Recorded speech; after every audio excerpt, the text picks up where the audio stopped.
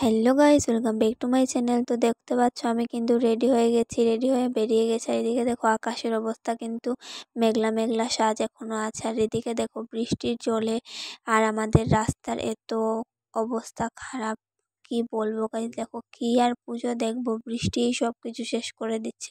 আর এদিকে দেখো বেরিয়ে দেখি আমাদের রাস্তার সামনে দোকানের সামনে বসে আমাদের বানর মামা কি যে খাচ্ছেন ভগবান জানে। এইদিকে দেখো আমরা কিন্তু আমাদের প্যান্ডেলের সামনে এসে গেছি।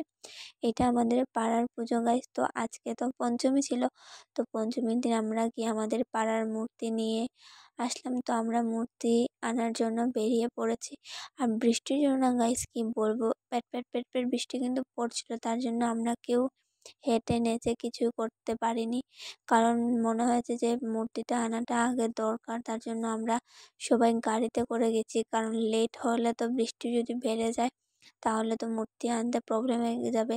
তার জন্য আমরা সবাই গাড়ি বাইক নিয়ে গেছি।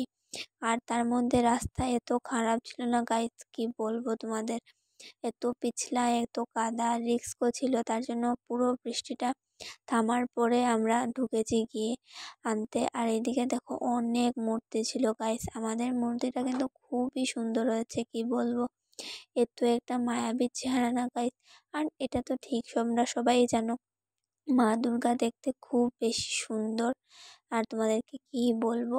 আর এদিকে দেখো অনেকজন মূর্তি ছিল গাইস, এখানে সব মূর্তি কিন্তু খুবই সুন্দর ছিল, খুব কিউট লাগছিল জানো। আর আমি দেখো এদিকে তোমাদেরকে ভালো করে সব মূর্তিগুলো দেখাচ্ছিলাম। সব মূর্তি কিন্তু এখনো রেডি হয়নি গাইস, কারণ কেউ কেউ তো ষষ্ঠী দিনও মূর্তি নেয় না। তো আমরা কিন্তু পঞ্চমী দিন নিয়ে এসে গেছিলাম, কারণ বৃষ্টির জন্য ভাবছিলাম যে না, আজকে তো বৃষ্টিটা বিকেল থেকে একটু কম আছে, তাহলে আজকেই নেওয়াটা বেটার হবে। কারণ বৃষ্টির তো আবার এখন কোনো গ্যারেন্টি নেই, কখন কি হয়ে যায়, কখন দিনেও দেয়, কখন দুপুরেও দেয়, কখন রাত্রে দেয়। এদিকে দেখো এটা কিন্তু আমাদের মূর্তি খুব সুন্দর।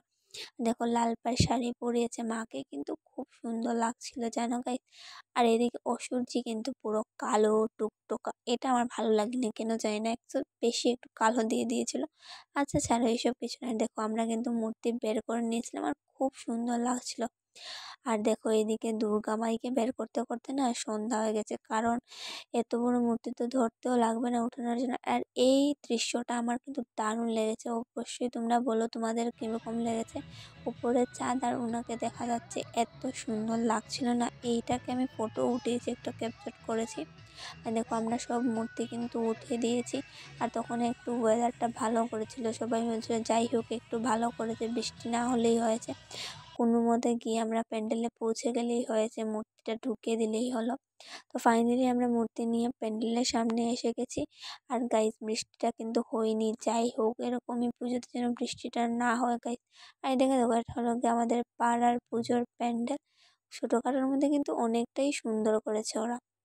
আর এদিকে দেখো মূর্তি ঢুকানো হবে, সবাই দাঁড়িয়ে রয়েছে, কারণ একটু প্যাক ছিল রাস্তার এখানে, তার জন্য সবাই একটা একটা করে খুব আস্তে ধীরে আমাদের মূর্তি ঢুকাচ্ছিল। তো চলো গাইজ আজকে টাটা বাই।